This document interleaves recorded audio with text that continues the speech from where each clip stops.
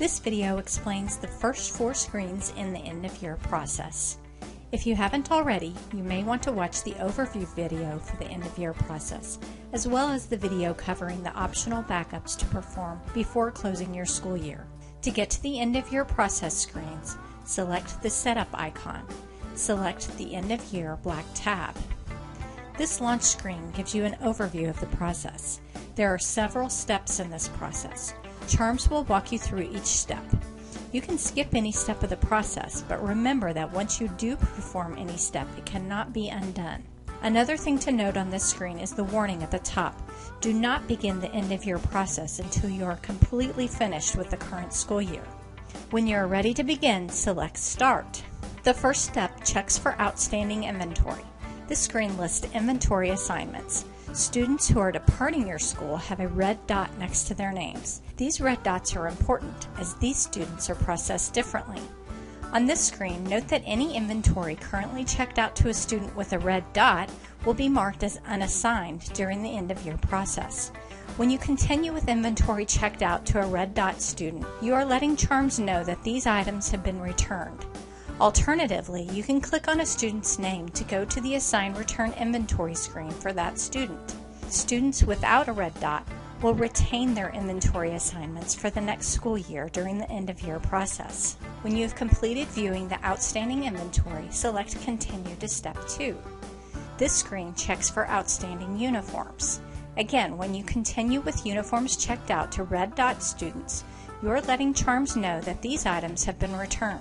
Those items will be marked unassigned during the end-of-year process.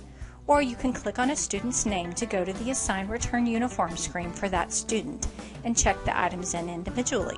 Students without a red dot will retain their uniform assignments for the next school year during the end-of-year process. When you have finished viewing the outstanding uniforms, select Continue to Step 3. This screen checks for outstanding library items. Again, when you continue with library items checked out to red dot students, you are letting Charms know that these items have been returned. Those items will be marked unassigned during the end-of-year process. Or you can click on the student's name to go to the Assign Return Library Items screen for that student and check the items in individually. Students without a red dot will retain their library assignments for the next school year during the end-of-year process. When you have finished viewing the outstanding library items, select Continue to Step 4. At this point, you'll get a warning message letting you know that the next step takes some time. Select OK. Do not refresh your screen while this process is running. Step 4 is the check for outstanding balances. This screen shows any outstanding balances, either money a student owes or a credit representing money you owe the student, for trips, fixed payments, fundraisers, the online store, and the miscellaneous ledger. It also provides an overall balance due or a credit combining all 5 areas. Click on a student's name to go to that student's financial statement screen. Here's how Charms handles these outstanding balances during the end-of-year process.